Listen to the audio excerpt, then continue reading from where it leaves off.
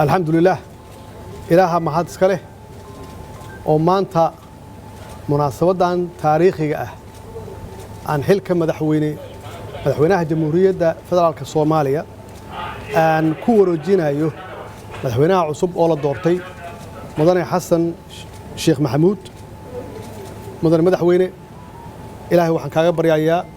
حل كان علوس إنه إلهي كو فوضيو حل كوا ميرتو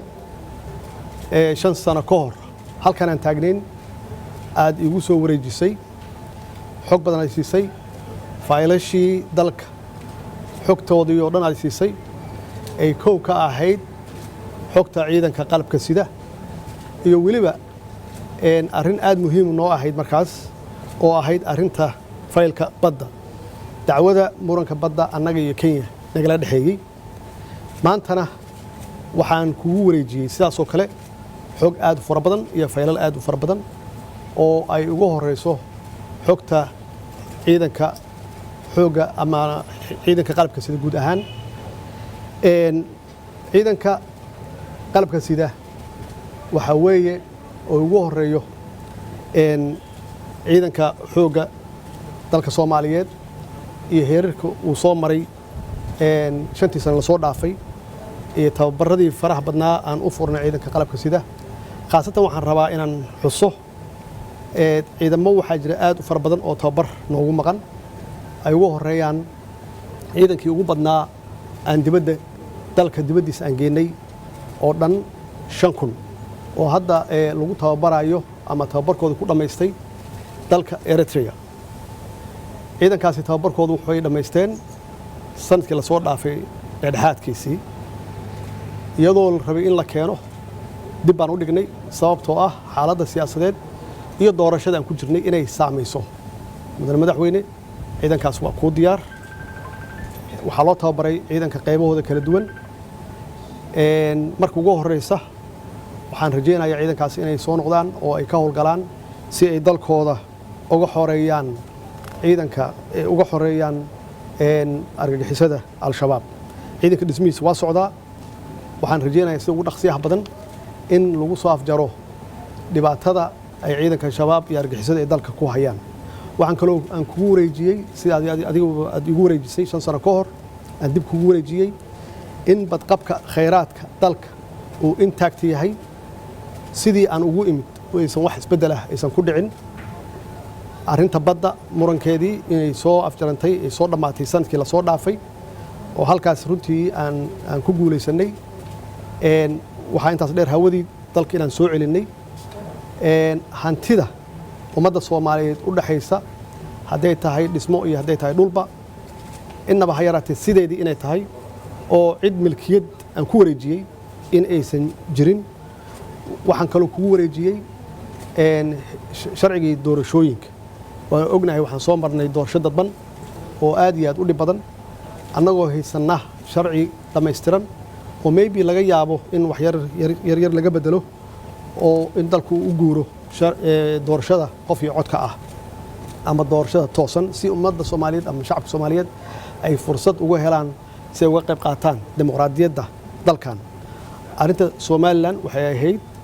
qadiyadda Somaliland waxay ahayd iyo arinta Somaliland wax soo jiitamayay oo madaxweynihii ka horeeyay aad ka dhaxashay adigana aan ka dhaxlay iyadana u baahan dhamaystirka midnimada ummadda Soomaaliyeed waxaan kaloo aan kugu wareejiyay codsi aan u dirnay qaramada midoobay oo aan uga qayb galayno Security Council-ka aan uga qayb galayno oo aan xareynay codsigaas 2018 doorashada aan u galayno 2024 si aan maxaan ku raadaan u fariisano kursigaas 2025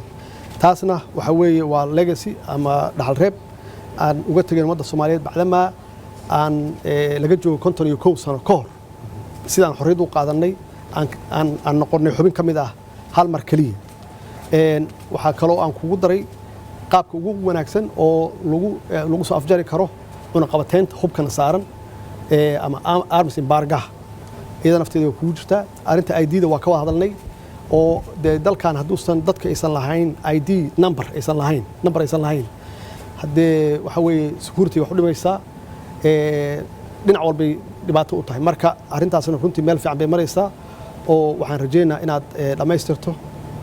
arrinta kale oo muhiimka ah oo aan kugu daray xogta aan ku siiyey faylashaan ku siiyey waxaa ka mid ahaa deen cafinta iyada naftigeeda oo adigu aad soo bilowday oo aad heshiiskaas 2016 adigu aad la gashay World Bank iyo IMF-ka annagana 4 marxalad aan ka soo gudbinay haddana ay harsan tahay marxaladdii ugu dambeysay oo insha Allah hadday hawshan socoto waa hubaa inay soconayso aad wadayso dhamaystirkeeda uu yahay sanadka soo socda markaasna ay deen cafintii meesha ugu fiican ay tagayso oo dalka laga cafinayo deymaha nalagu leeyahay oo soo taxnayd